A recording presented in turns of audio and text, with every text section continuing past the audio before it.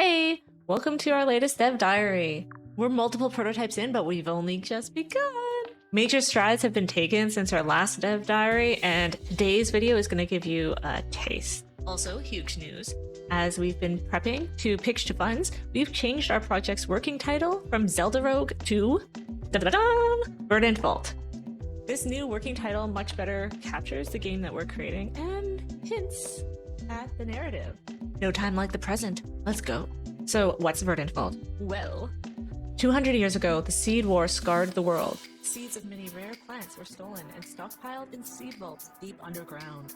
Almost all vaults were lost to war, sabotage, or shoddy construction. But theories about a few lost spark many curious and acquisitive imaginations. You control an expedition sent to build a research station near a newly rediscovered vault and explore it. Initial readings show that it extends far deeper than most wartime vaults. This expedition could very well rewrite history and revive species lost 2 centuries ago. Your goal is to recover the rare seeds, surely in cold storage at the bottom of the vault.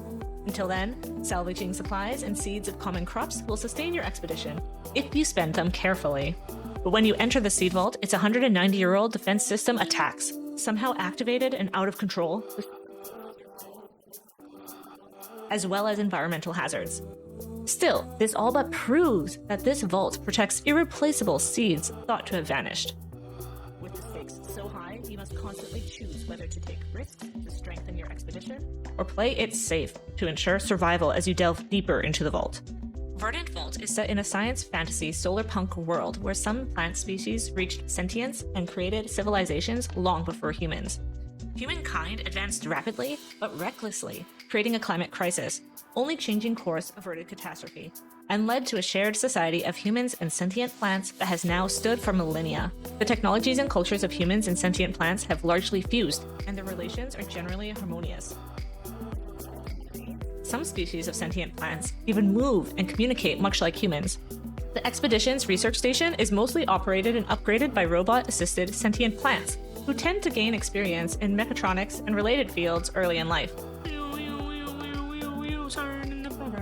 Humans usually explore the Seed Vault. Verdant Vault is the first game to deeply explore living with hope as well as eco-grief and to demonstrate the collective agency humanity needs to avoid the worst-case climate catastrophe.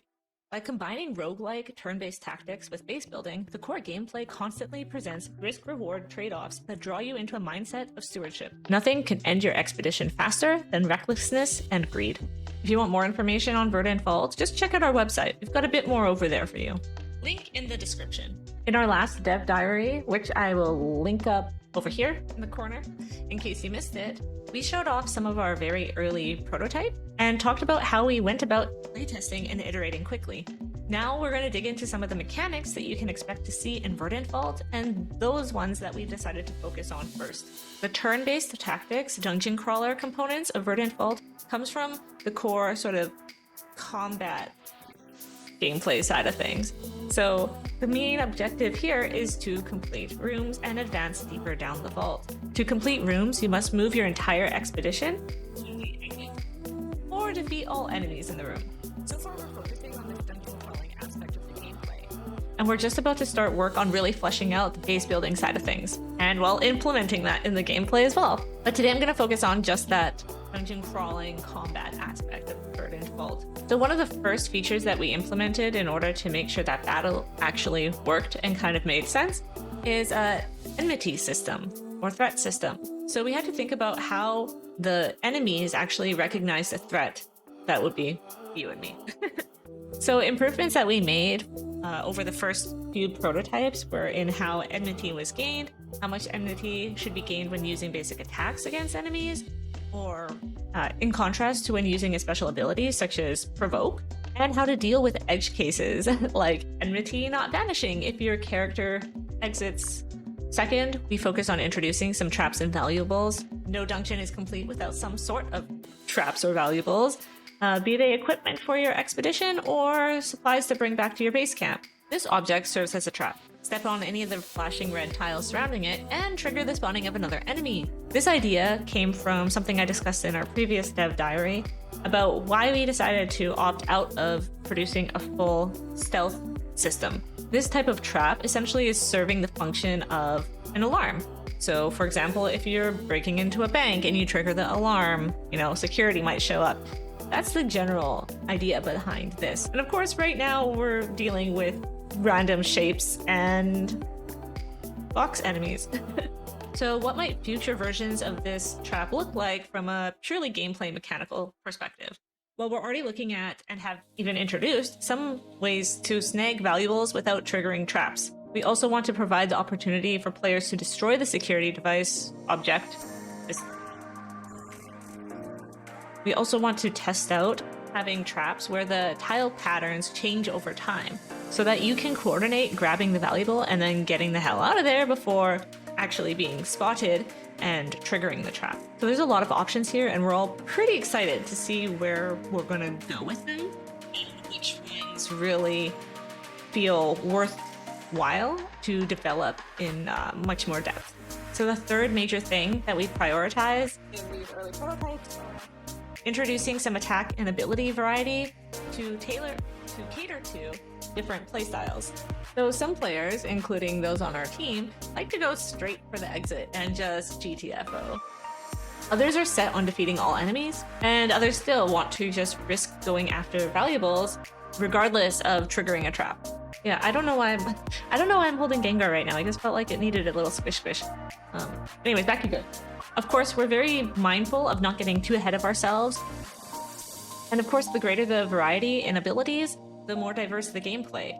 There are so many different things that we wish we could try out, be them different types of magical attacks or very interesting movement hacks. There's just there's so many cool ideas out there, but we have to, at least at this point in time, really focus on, okay, we will only permit ourselves to develop maybe like 4 abilities for each of our class archetypes.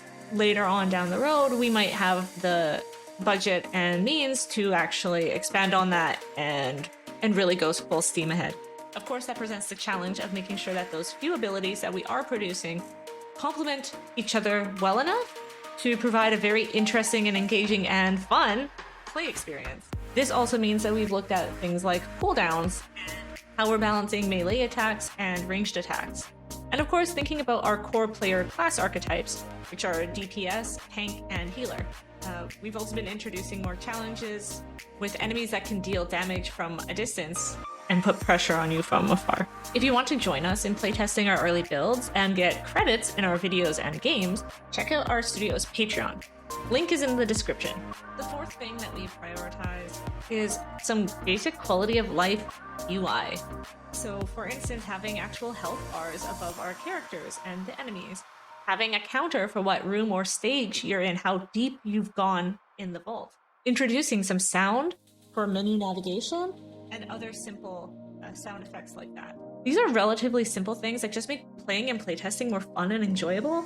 It's also just really important to have that feedback going to the player as early as possible, because you're better able to convey what's going on in the game with that feedback.